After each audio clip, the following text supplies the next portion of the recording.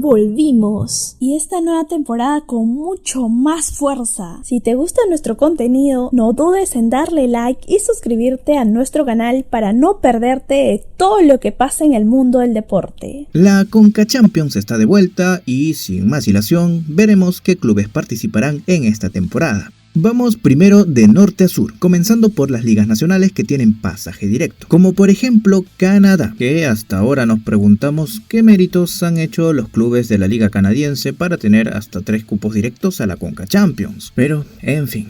Estos 3 clubes son el Cavalry, campeón inédito de la Canadian Premier League, la Liga Nacional, el Forge, primer lugar en la tabla regular, y finalmente el Vancouver Whitecaps, que por tercer año consecutivo consigue la corona del campeonato canadiense, que es una especie de Copa Nacional, donde lo disputan todos los clubes de este país, incluyendo los que militan en la MLS. Justamente, la Major League Soccer es la siguiente en la lista con 6 cupos para esta temporada. Primero tenemos al campeón del año pasado, Los Ángeles Galaxy, que cosechó su 6º título liguero frente al New York Red Bulls, que a pesar de ser finalista no logró entrar a este torneo, quedándose a mitad de la tabla. El subcampeón que sí contó para los cupos continentales fue el Kansas City, finalista de la US Open Cup, la Copa Nacional de esta nación, y que como el campeón, el LAFC, clasificó pero por otro criterio que ya vamos a ver, dejó vacante su pasaje. Y finalmente el tercer boleto es para el ganador de la Supporters Shield, o mejor dicho, el primer lugar de la tabla anual de toda la temporada, siéndole otorgado al Inter Miami este reconocimiento.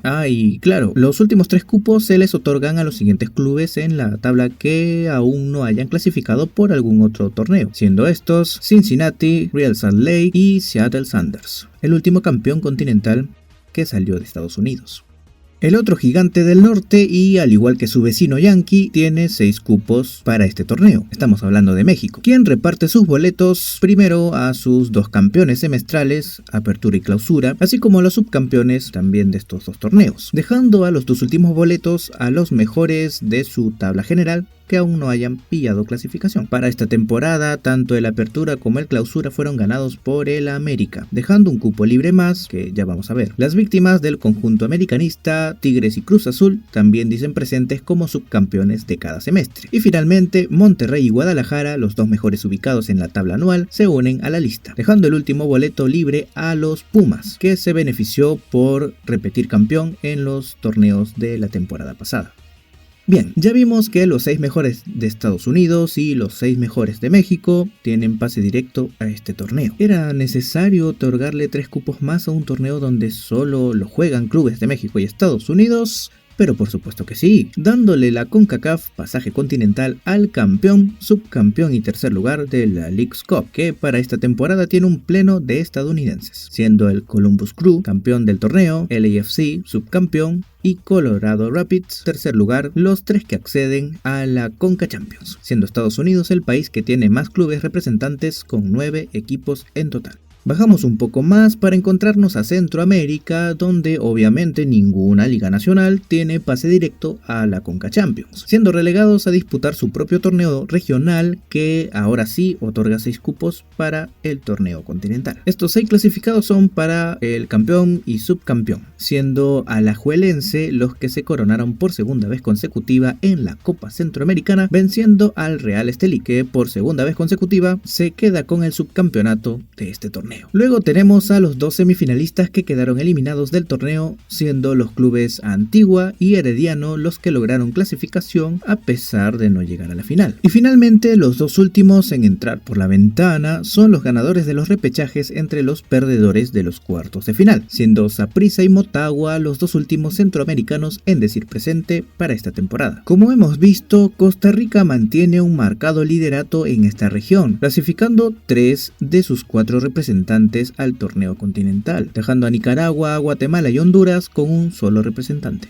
Y finalmente, la cuota de inclusión anual se lo dejan a los clubes del Caribe, que al igual que los centroamericanos deben jugar un torneo previo para poder clasificar a este torneo, incluso hasta 2 torneos previos en algunos casos. Y es que la Copa del Caribe es un torneo donde solo clubes de ligas profesionales pueden participar, dejando eso sí 2 pasajes para los finalistas del Club Shield, un torneo de un nivel inferior donde participan las ligas amateurs. Y este sí, querido espectador, es es el suelo de la CONCACAF, teniendo que jugar estos clubes hasta 2 torneos regionales antes de la CONCA Champions. Pero bueno, como a todas luces es inviable otorgarles 6 cupos por el desnivel del fútbol en esta región, solo el campeón, subcampeón y tercer lugar acceden al máximo torneo regional. Para esta temporada, el Cavalier de Jamaica, campeón de este certamen, Cibao de República Dominicana, subcampeón del torneo, y el Real Hope de Haití, como tercero, fueron los afortunados desafortunados de clasificar a la Copa de Campeones de la CONCACAF. El deporte se vive mejor en equipo. Si te está gustando este video, déjanos tu like y únete al Team Deportivo para seguir creciendo. Bueno, en esta parte te explicaría cómo se juega este torneo, pero como ya lo hice el año pasado y no han cambiado nada en el formato, para este año, algo raro en la CONCACAF por cierto, te dejo aquí arriba el video donde explico más a detalle cómo se juega este torneo. Ahora sí, revisaremos los emparejamientos que nos dejó el sorteo para este año. Recordemos que esta copa es a partidos de ida y vuelta, exceptuando claro la final que será a partido único, así que cada club jugará como mínimo 2 encuentros y fácilmente le dirá adiós al sueño continental. Dicho esto, cabe destacar que todos los clubes inician en esta primera ronda a excepción de 5 clubes que pasan directo a los octavos de final. Estos son Columbus Crew, campeón de la Leagues Cup, el América, campeón de la Liga MX, Los Ángeles Galaxy, campeón de la MLS, el Alajuelense costarricense, campeón de la Copa Centroamericana, y el Cavalier de Jamaica, campeón de la Copa del Caribe. Estos 5 clubes quedan exentos de la primera ronda, esperando pacientemente a la siguiente. Los 22 clubes restantes quedarán posicionados en esta primera ronda, donde serán emparejados en 11 llaves de ida y vuelta, teniendo un condicionante, ya que las llaves que no contengan equipos de la MLS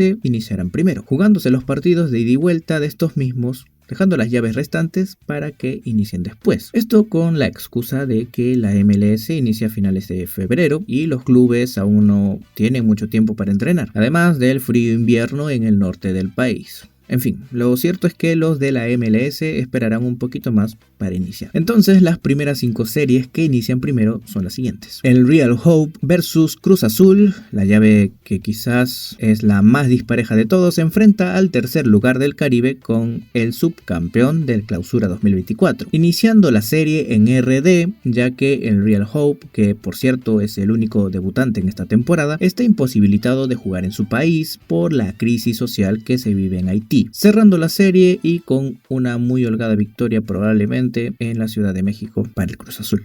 El subcampeón de la Copa Centroamericana, Real Estelí, se verá las caras con el otro subcampeón del fútbol mexicano, Tigres, quienes tendrán que visitar el Estadio Independencia en Nicaragua, cerrando la serie una semana después en el Estadio Universitario de Nuevo León. Curiosamente, la prórroga de tiempo por el frío invierno no es válida para los provenientes de la Liga Canadiense, teniendo en teoría temperaturas más bajas, teniendo como primeras víctimas a los Rayados del Monterrey, que tendrán que visitar Hamilton para enfrentarse al Forge, quienes una semana después le devolverán la fría visita al Estadio BBVA. Otras víctimas serán los Pumas de la UNAM, quienes tendrán que viajar a Langford para enfrentarse al flamante campeón de la Liga Canadiense, el Cavalry, mientras que la Ciudad de México, algo más cálida por supuesto, será la sede de la definición de esta serie. Finalmente tenemos al Cibao, subcampeón de la Copa del Caribe, que recibirá a las Chivas de Guadalajara, en otro duelo disparejo en esta primera ronda. A decir verdad, ¿qué duelo no es disparejo cuando de clubes del Caribe se trata? Estas 5 llaves inician la primera semana de febrero. Esta semana, claro, si lo estás viendo el día que sube este video. Cerrando esta serie es la segunda semana, mientras que las 6 llaves que ahora mencionaremos inician en la tercera semana y finalizan en la última semana de febrero, jugándose íntegramente esta ronda en este mes. El sexto duelo involucra a 2 estadounidenses que, por la inmensa cantidad de clubes, era casi imposible que una serie no uniera a 2 equipos de Estados Unidos. Kansas City, subcampeón de la US Open Cup, se verá las caras con el ganador de la Supporters Shield, el Inter Miami. Sí, esta vez Messi no se salvará de la fase previa. Otra serie de clubes estadounidenses es el Colorado Rapids frente al LAFC, siendo tercer lugar y subcampeón de Leagues Cup respectivamente. El primero de los 3 costarricenses que inician en esta copa es el Herediano, que tendrá que verse las caras con el Real Salt Lake, quien fue el segundo mejor ubicado en la tabla anual de la MLS, aperturando la serie en San José y cerrando una semana después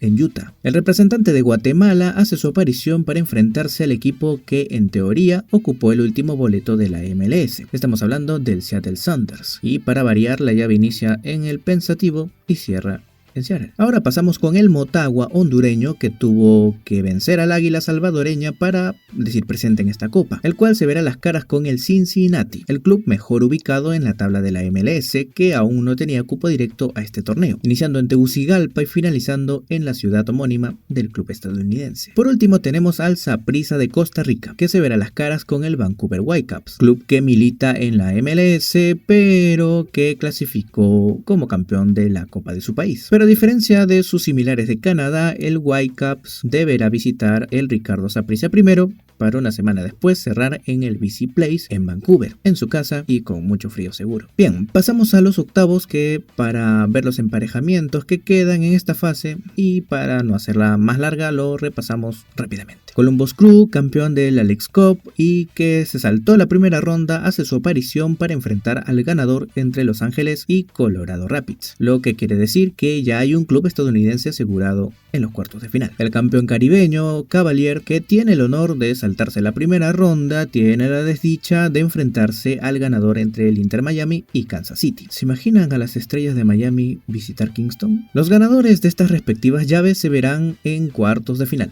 y como pinta el panorama, muy probablemente queda una discusión de MLS. Pasamos a la siguiente llave, que no tiene ningún club esperando aquí, sino que se unirán los ganadores del Monterrey Forge y el Vancouver Saprissa. ¿Habrá llave canadiense? El campeón centroamericano inicia su camino aquí, cuando enfrente al ganador del Pumas Cavalry. Estas dos llaves que acabamos de mencionar se unirán en los cuartos de final, dejando una posibilidad, aunque poco probable, de un cruce costarricense. Soñar no cuesta nada. Finalmente mencionamos las últimas 4 series, que a su vez son las que mayor variedad de naciones tienen. El campeón de la Liga MX, América, espera por el ganador del Guadalajara Cibao. No hay razón para precisar quién tiene ventaja, ¿verdad? La siguiente llave no tiene a ningún club esperando, uniendo al ganador del Cruz Azul Real Hope con el ganador del Seattle Sounders Antigua. Nuevamente estas dos llaves se unirán en cuartos, esperando muy probablemente un América Cruz Azul, a menos de que algún osado lo impida. El último club esperando esta ronda, Los Ángeles Galaxy, como campeón de la MLS, espera al ganador del Real Salt Lake Herediano. Y finalmente la última llave une a los ganadores del Tigres Real Estelí y al ganador del Cincinnati Motagua, uniéndolos a su vez a estas dos series para los cuartos de final. Estos octavos se jugarán en 2 semanas, siendo la ida la primera semana de marzo y la vuelta en la siguiente, dejando los cuartos de final para las 2 primeras semanas de abril, ¿sí? Habrán 2 semanas de descanso. Y bueno, finalmente los 2 cruces de semifinales se jugarán a fines de abril e inicios de mayo, dejando a la final disputarse el 1 de junio en algún estadio de los Estados Unidos. Como dijimos el año pasado, para los neutrales y amantes del fútbol champán, siempre estamos a la espera de un fallo en la Matrix y que algún David se baje a algún gigante Goliat. Y este año no será la excepción. Quizás el desnivel es algo mucho más notorio en torneos de este tipo, congregando al nivel superior de los norteamericanos con el nivel de los centroamericanos y los del Caribe, siendo un gran reto tanto para CONCACAF como para los mismos equipos presentar una decorosa campaña que los obligue a dar el máximo para aspirar una copa que desde hace mucho tiempo parece no despegarse de la élite mexicana. Este año será distinto, ya lo veremos. Somos el Team Deportivo.